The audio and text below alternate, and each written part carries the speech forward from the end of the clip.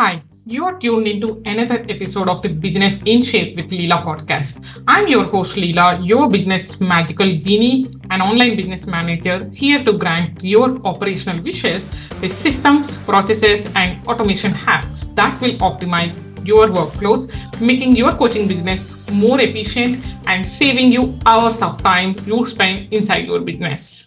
Hello. Welcome back to Business in Shape with Leela podcast. Today, I'm super excited to have Ashu with us. Ashu is one of its kind coach who blends spiritual and business coaching. I have worked with Ashu as both her client and business manager, and I have seen how powerful her impact is.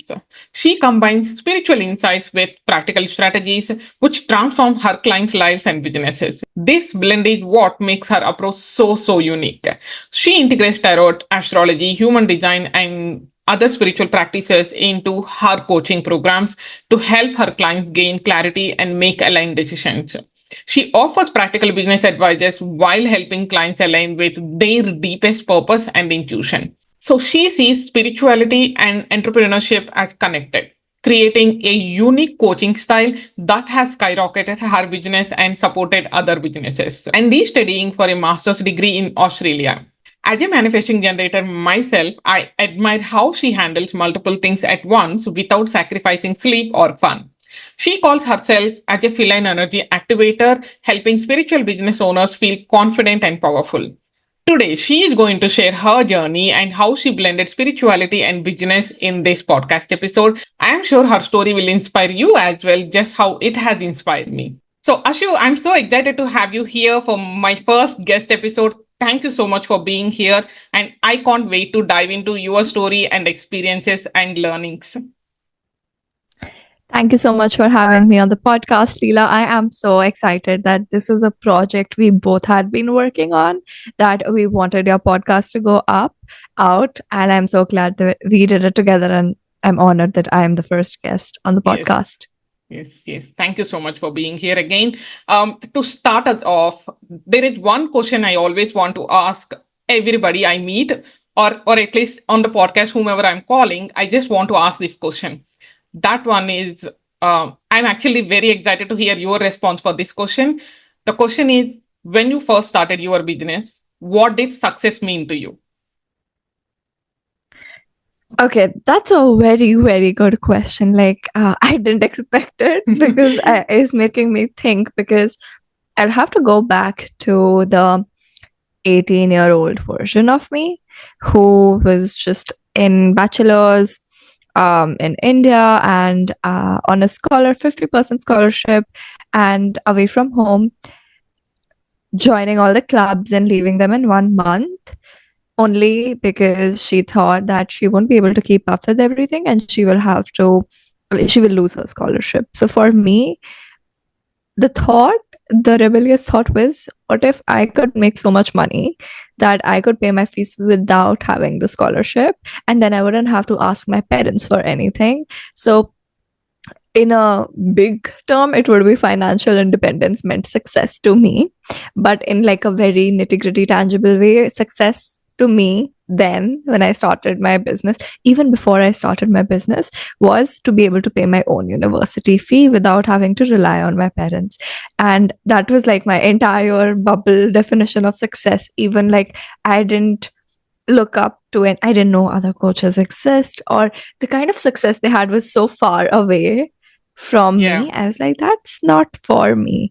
Having those things like bungalows and travel trips, and I couldn't go out, my parents wouldn't let me go out. So I thought, that's not even something I want. I just want to have this aspect of freedom where I could do as many clubs, join as many competitions, and allow myself that little freedom, financial independence. Yeah, that's very interesting. And now that you have been in business for quite some time, so almost 3 years at this point, right? So what does success look like for you now? For me now, success, right now, I'll say, because I feel like because this question has made me realize that every time it has changed. So the 22-year-old version of me about to turn 23, I will listen to this podcast later on in future. Right now, I feel success for me would be able to I think it's still around university somewhere, because doing my master's, as you mentioned, to be able to get off that student loan, to be able to pay off those things, and all of that from my business. So, for how that is translating, that's like the end goal. But the vehicle that I'm using is the success that I'm looking at. And I am looking at it in terms of being able to, I'm shifting towards charging in dollars, having international clients, global reach, being recognized as a speaker, hosting events, basically a little more next level thing that would be like success. If I am able to do, for me, one thing is enough. So like if I'm able to do one paid speaking event, let's say, or one event all by myself. I guess we've already done that. So I did my first retreat. So that was one of the levels of success. Now I want to run bigger retreats. For next time, I want to be able to make, let's say, a couple more bucks here and there to be able to sustain this lifestyle in a different country. Yeah, that's very beautiful, Ashu. I love how your perspective on success has shifted to be more focused on the impact that you are creating and the recognition that you are going to get, right? And also, you also mentioned about the transformation you are able to create in the world. I really love that. And so, what I would love to know is, what is your thing? What is helping you to see and experience this success that you just described in your business? So, what is helping me is exactly what I do. It is feline energy, and it has always been helping me out even when I was not conscious about it. Because I know if you're running a business, then you've got to create impact, and only that, like the people, especially the spiritual ones, they're usually very gifted, and their missions and the people they're supposed to be connecting and impacting, that's already very laid out. The point is how you're gonna get, like, stay on and keep promoting things and everything even when no one is buying. And that's where that feline energy aspect comes in. So basically, feline energy aspect is where you think of a cat and all the attributes of a cat, and you start embodying those attributes. Now, when I usually take an example of a cat because it's a cute, fuzzy animal, but this extends beyond just the cat. It's also the big cat energy. It's where you are having the lions, the tigers, the lioness energy. I have a lot of my clients who are Leos in astrology, and they're born around August times, and they just say that I want to tap into my fierce lioness energy because Leo is their symbol is the lion. So they might be embodying traits like that, right? And one thing of a Leo or like a lion would be its mane, and hair is my thing. So that's like the way I wear my hair brings instant confidence, and that's like an activation for feline energy. So that was a one quick tip there, that okay, you can activate feline energy by how you dress up and show up. I'm a August born. I don't know whether you know it or not. So I am August born, and yeah, when you're saying that, oh, today I have dressed up very nicely, and then I did my hair nicely. Yeah, that's interesting. So let's go a little deeper into your journey. Why spirituality into business? Because I'm in this industry from past 3 years. I think I should say you're one of the first kind who combined both spirituality and business practices together. So, but why? How did you start this? And then where that idea have come that you can combine these two? Because in my opinion, these two are completely different worlds. That is a very good question, because I didn't really start out as a business coach. And that is what makes the entire difference, because I started out as a life coach. I would say a life coach. I was helping people navigate their challenges, personal challenges, and everything. And those under life coaching, I feel manifestation coaching also falls somewhere. And because of that, I really like that aspect, because I was able to manifest quite a lot of things for myself. since like I was 4 years old. I was Mm. going to the Brahma Kumari sessions and everything, and Okay. I was very connected spiritually for a very long time. Then Mm. the teenage years happened, and I Okay. got disconnected. But Mm. then I found my way back from things like tarot came through, and all of the spiritual tools like spells and all of those things came through, and I was able to help people Mm. through it. I was guiding, impacting with the manifestation techniques. People started manifesting, and I started creating courses about it. So, spirituality was like the element. Business came later Yeah. because after some time, other spiritual business owners started asking me, Ashu, how did you make money? How is your Mm. business growing? And I did not even like sort of see it as a business at that time. I just saw like, okay, I'm creating courses. It's like a side gig or something. And Yeah. I was like, okay, cool. You guys want to learn how I did it? I can, since I have a business background, I ran like one course Mm. called Start Your Business Bootcamp. So that was like the first course. Even while I was a manifestation coach, I launched that, and I already had a couple of people interested to know my ways of doing business. So I signed them up, and in the program, I make things very simple. Everything is related to food or spirituality, like how I'm using it. It was very Mm. unconscious that it's happening, that I'm doing this, I'm manifesting for business, not just for relationship. It's just very simple. Like people say, here's how you can manifest a relationship. Same Mm. thing, here's how you can manifest clients, here's how you can manifest money in your business, here's how you can manifest more reach, and all of that. So all of that started happening, and I realized while working with that like first founders group, I realized that spiritual business owners have another layer of difficulty when running a business. Usually, Right. when you run a business, you're like, yeah, it's a business. I do feel scared to charge. I don't know if someone will pay. But in spirituality, the other layer that gets added is I'm doing a spiritual thing. I should not charge for it. Will people consider me weird? Will people sort of bully me for it? So that's a Right. whole another aspect that comes in, and there different layers to it, and they're more aware than there are empaths running a business. So they're aware, oh, I'm an empath, I'm a highly sensitive person, I Yeah. am a manifesting generator, I am a projector, and all of that awareness makes it even complex to run a business. I would say True. without that awareness, it's pretty easy to run a business. You might Yeah. just not know what is going wrong. You might Yeah. not pull up an astrology chart every time you're not able to make a sale. You might Right. not do all of that. But when Mm. it comes to spiritual business owners, they're always looking for answers, and Mm. they are so they absorb so much. They do the energy work. They're not doing the physical work, that Mm. you need to coach them differently. You Yeah. can't teach them things that are being taught in business schools that Mm. are like, I've been through a business school. So Yeah. you cannot teach them those things because they will find it very masculine driven, like hard, go, go, go, go, go. And that doesn't work out for them because they're so sensitive to energy. So I had to shift everything when I was teaching so that Right. it is okay with them. They're not feeling drained out. And I also started questioning things that were taught to me because Mm. I was teaching them. Mm. And then there was this moment of Instagram might get banned in India. It was like a fake news, but it did go around. And I Yeah. was sleeping like sleeping like a log, but I wake up to find everyone texting me, Ashu, Mm. what do I do? I only have Okay. people on Instagram, and that made me realize, oh, these people don't have email lists. They don't have Yeah. Telegram groups.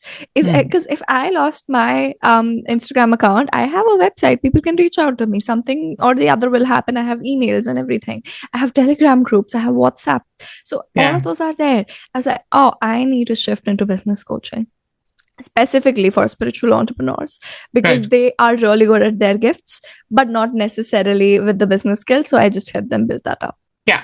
I totally relate when you said, when you know the spiritual concepts, you get more confused sometimes. I personally relate very much because as a manifesting generator 4 by 6, I have been told that networking is one of the important aspect.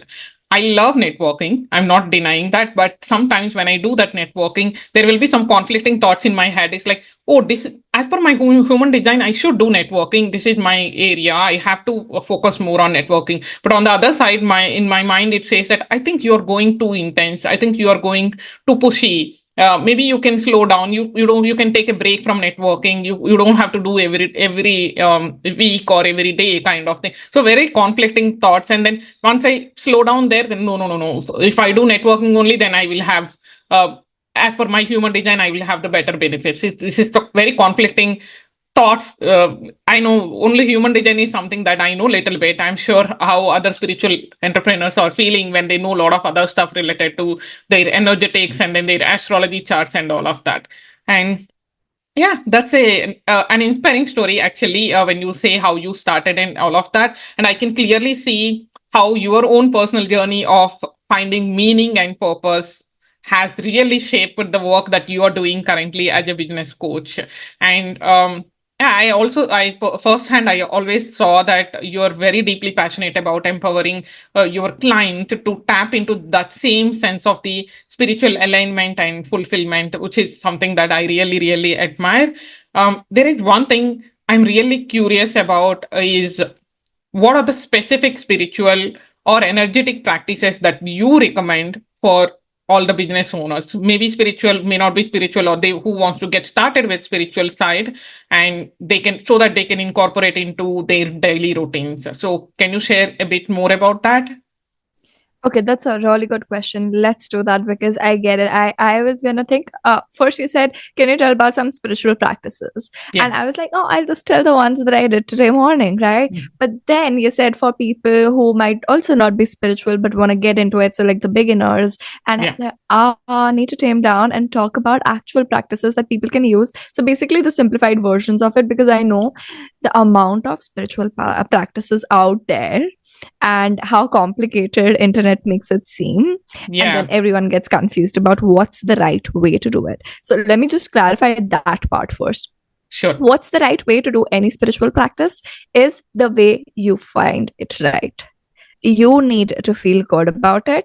You need to feel safe and protected, because the more you dabble into spirituality, the higher protection levels you would need, basically. So that, because I said people are very sensitive to energy, the more spiritual they get, because they're getting aware of more and more things, and they're able to see more and more things. So they start creating protection bubbles around themselves and all of that protective stuff, calling on your angels, guides, and everything. So that's like a very other end of this side of spirituality, where you're just starting out. What you might want to do, like how I started, mostly through manifestation. I think many people come into spirituality through manifestation practices, trying to manifest something in their life. And I used to do scripting quite dedicatedly. I don't do it anymore so much, but I used to script. I was so desperate, I would say. I used to script quite a lot, like once a week or multiple times a week. I would script about it. Some people say you can script every day, but it sort of gets boring for me. So again, if someone else is like, okay, I want to script every day how I want every day to go, then they can go ahead and do that. So that also works out. Now, one spiritual practice which is very small, and you can do it anytime, and you will do it multiple times a day, is drinking water intentionally. That's like the easiest spiritual practice you could try on. People make it very fussy in the morning. Specifically, they're like, in the morning you drink a glass of water and you speak your manifestations to it and it will come true. Yeah, cool, but you can do it like the entire day, and you can use it as a practice. So one of the things in spirituality would be mindfulness. Mindfulness is being aware of where you are here and now, and every time you drink water, this is like also a psychology thing, that you tag the water bottle with a trigger, that every time I'm picking up the water bottle, I am going to get present. I'm going to notice what's going on here. And that habit stacking, basically, you're doing habit stacking. And you could just open up your bottle, or if you're doing it in a glass of water, you just hold that up, and you can just whisper if you want. If no one's around you, you could whisper the kind of intentions you want to have, or you could whisper your manifestations. Now this becomes again complicated. What are intentions? How do I speak? What are the words I speak? So intention is basically anything that you start with. I intend to. That's like the easiest definition. I intend to have a great day. I said I intend to have a lot of miracles today. That's what I said for today. I basically write it down, but you can do that with water. You just like hold your water. It's like, I intend to have a lot of miracles today. And you Okay. drink the water. And basically, water holds that memory, goes inside, and we have 70% water. So, all of that part of science you could research. Right. And I ended up getting a lift today. I didn't have to wait for the bus. And I will say that's a miracle. It's just like in a new country, Yeah. someone just offered you a lift. I know that person. I didn't get into a random stranger's car, but I ended up getting a lift, and I was like really grateful for that. So that way is how it might work. And that's one practice. Or you could say some affirmations. Basically, intentions and affirmations might be similar, they might overlap, but not every affirmation is an intention. Intention is, how do I intend to behave in this situation? What am I expecting? What am I open and everything?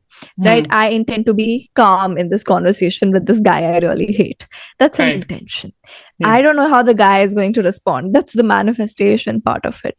So you could also speak manifestations to water, which could be like, I am so grateful to have so many clients. I am so grateful to have made X amount of money in this month. You could say those things.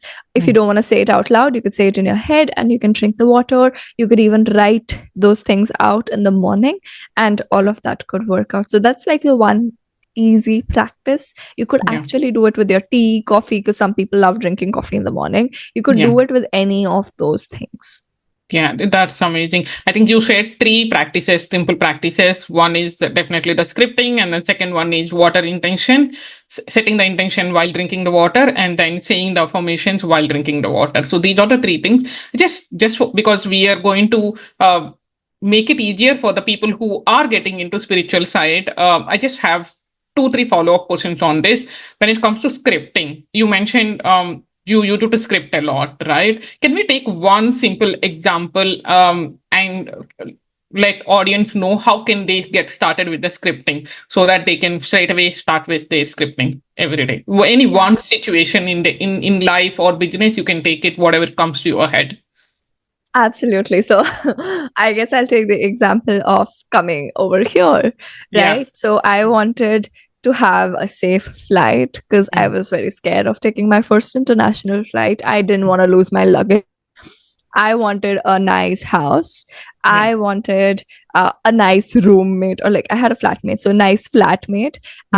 Also like a house under budget, and near to the university, have some cats around or in the house somehow, all of that. So I wrote that down. I basically write like, some people, again, up to you how you want to do it. People make it very complicated. You could address it as a letter to the universe. So you could start with, Dear Universe, blah, blah, blah, blah, blah. Or you could just write it without any Dear Universe salutations. And some people ask me, do I put a date on it? It's up to you.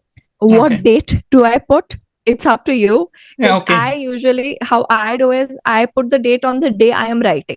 Some people like to put the date they might have manifested this on, right? So let's say it's 24th July and you want something done by 1st August. Some people would put 1st August as if they're writing a future journal entry and it has all happened.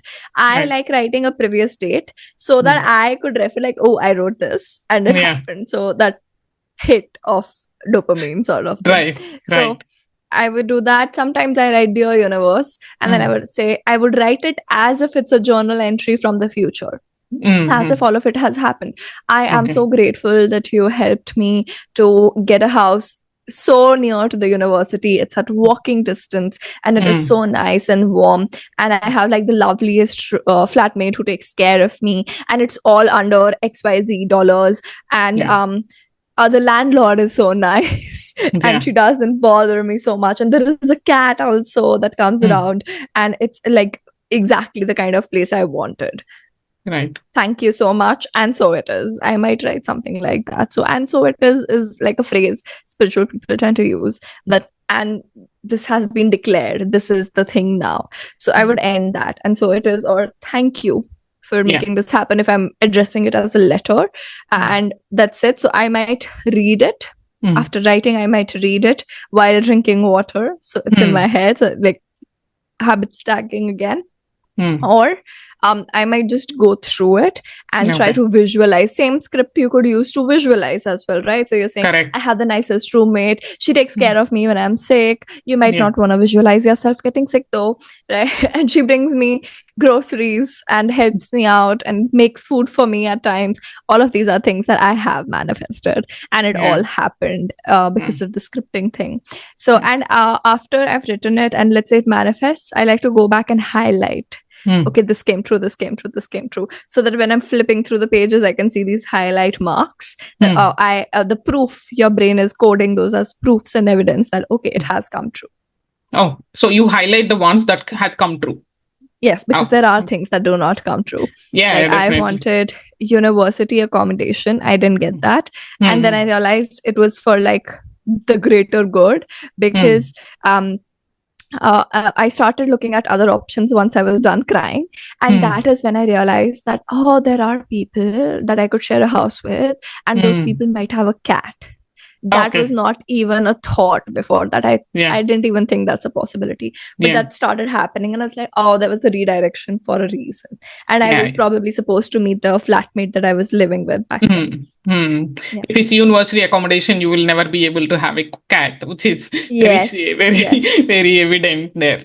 Yeah, that's Mm. amazing. That's amazing. And thank you so much for detailing it down so that people can get started with scripting straight away. I just have one question on scripting, which I keep hearing from multiple people, even my friends or my online space friends. They keep telling like, Leela, I get so confused when these manifestation coaches tell that we need to script. Sometimes when I sit down to write it down or script, max I get it is like 2 sentences or 3 sentences.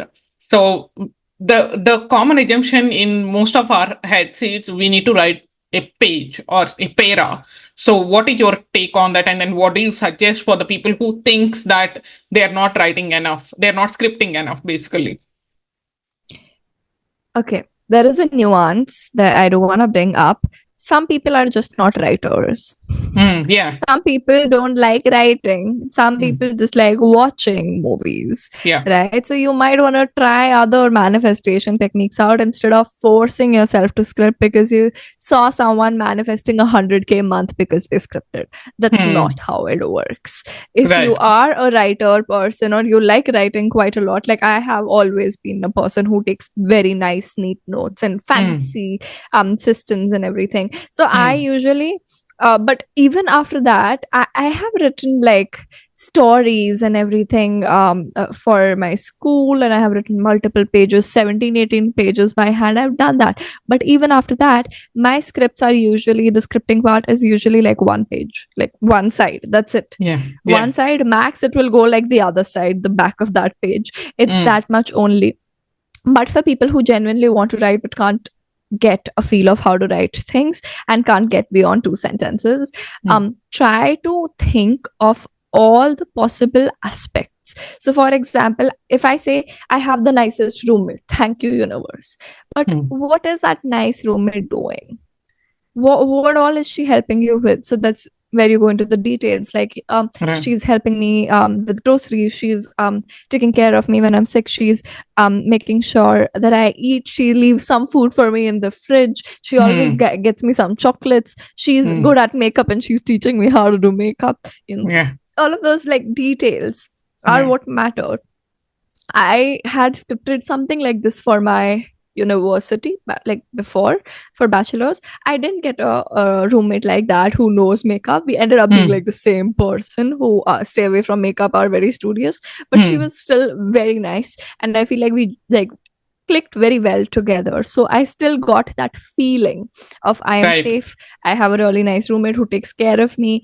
She did take care of me when I was sick. We still stay in touch. She still cheers me on. I still cheer her on. So that manifested, but all those details might not. The details are for you to get clarity on what is it that you're looking for. Now I do have a friend who's so good at makeup and keeps telling me how to try it. So it manifested in a different way, not as a roommate, but it still came through. That's amazing. That's amazing. So yeah, next moving on to the next practice that you suggested, being it intentions while drinking the water or affirmations while drinking the water. I think for intentions you already mentioned like you can do throughout the day. Is it same for the affirmations also, or is there any the time bound for this practice? Like you have to do in the morning or Uh, evening or when you're doing something okay. specific? So there is no time bound Mm, thing for any of the practices that exist out there. Okay. mm, You mm, can do affirmations, intention, scripting, whatever manifestation technique that you have. You can do mm, it at any point of the day, of the year, of the month. mm, The mm. reason why people keep saying that, okay, do it the first thing you wake up in the morning, and that's what gets people confused. Some people say do it at the night, some people say both, right? Yeah. Some people say all day. That's because when Mm, you're waking up, mm. you are in that lucid dreaming state, I would say, right? Like Right. switching between states, your brain is still gearing up, right? Correct. That means your subconscious is very impressionable at that time. So we Okay. use the back of your, think of it like back of your mind, sort of. So we use Mm, your back of your mind where all the things are stored related to beliefs and everything that is creating your reality. We mm, try to act on that. That's why people say that at night, because you're mm, drifting off to sleep, so that's why people listen to affirmations and everything at night, or mm. in the morning they do it because you're waking up. So there's that state, that Yeah. trance sort of a state where you could Mm. like enter that Yeah. area of your subconscious mind, and Yeah. things would be a little more effective.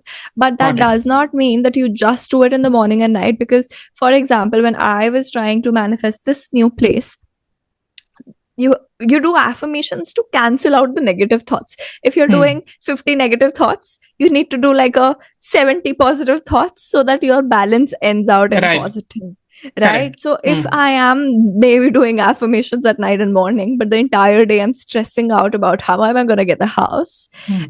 I am in negative. Yeah. How do I expect to manifest something with that negative balance? I cannot. That's Yeah. why throughout the day, during the time I was trying to find this house, I was still doing affirmations. I was still doing all my practices so that I could keep canceling out those worries. So that Right. my balance at the end of the day is positive. So that I'm Mm. more closer to getting to that goal of mine. Makes sense. It gives more clarity now with the example that you have given. Like if you do only morning and night and then rest of the day, if you keep worrying about whatever the thing that you are trying to manifest, obviously your mind will be in the negative zone rather than being in the positive. That's an amazing way you explained. So one more last thing on the same practices. I think you told me about this water intention quite some time back. Since then, I started doing it. I will admit I'm not consistent, but I'm doing it whenever possible. But what I have observed with myself is when I feel thirsty, I just take the bottle and then I drink. At that time, it doesn't come to my head like, okay, there are intentions that I can do. I can do the habit stacking while drinking the water. That is not coming naturally to me. I'm sure there will be a lot of other people who get started with this practice also will experience the same problem and face the same problem. So, do you have any suggestion how to do this habit stacking effectively?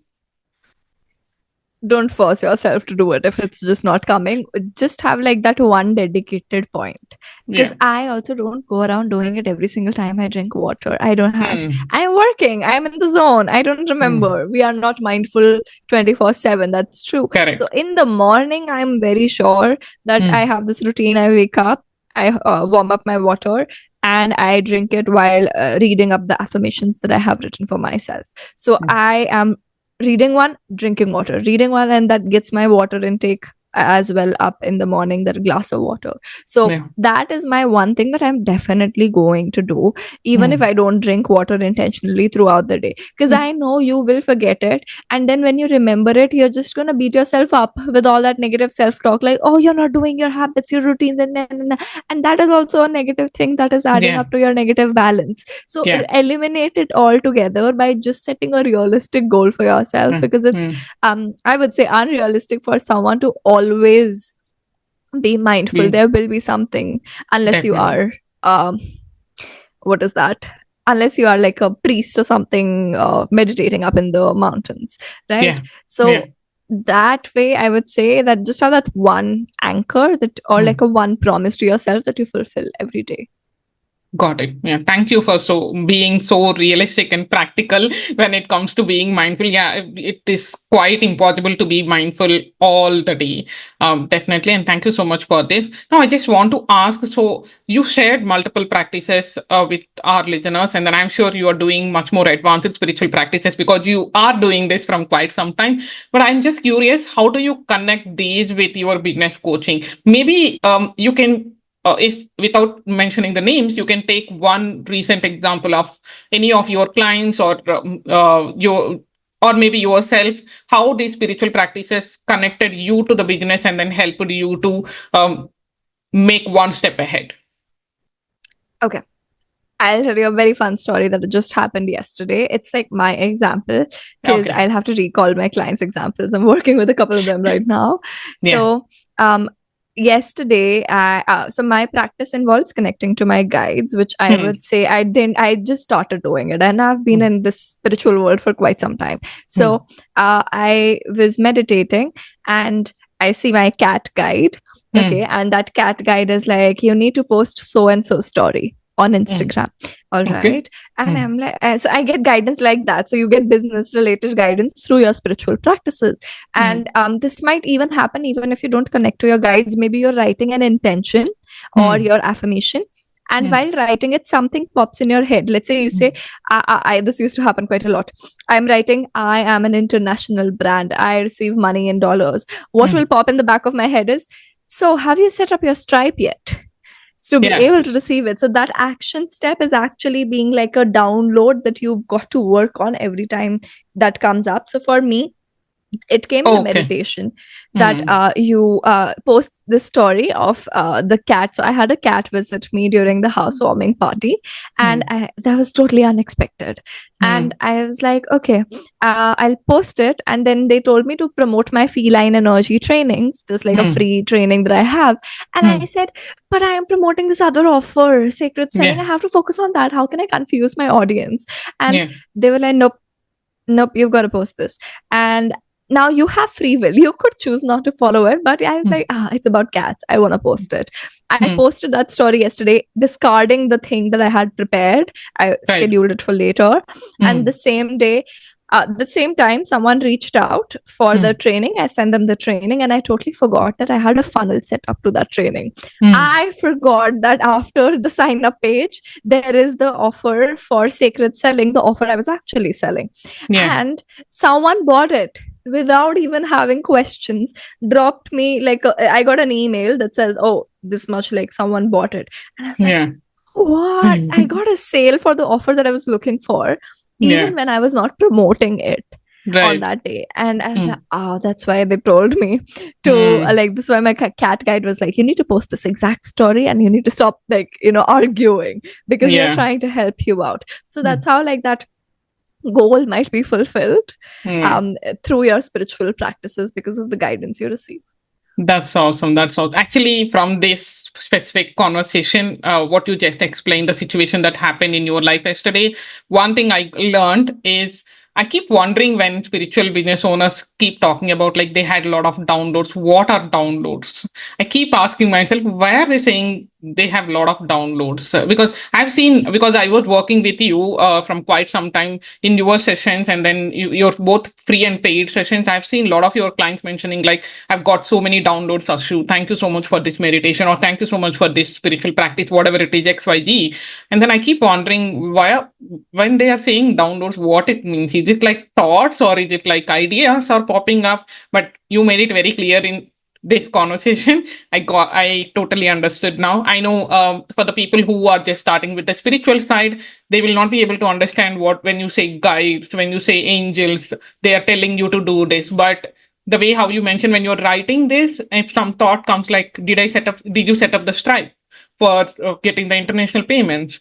Yeah, that's the download. So that keeps coming to everyone, which is very easiest way to understand what it means by download. Thank you so much for that. Ashu, I really appreciate you taking the time to come to this podcast show and then walk us through your journey and share these three powerful, easy, and simple daily spiritual practices that anyone can start right away. I'm sure all our listeners are going to find this super, super inspiring and they will get started right away today. But before we wrap up, I just want to ask one thing, like what are the offers that you are offering for the people who are in the similar industry, and how it is going to help, and where they can find you if they want to connect with you? Thank you so much for having me on the podcast, Leela. And for your question, I guess some of it I answered while giving the answer to the previous question. But Yeah. first of all, I live on Instagram. That's like my house address, Instagram. So you can find me on Instagram at Listening Stories Untold. And I guess it'll be all linked as well. So you could find it there.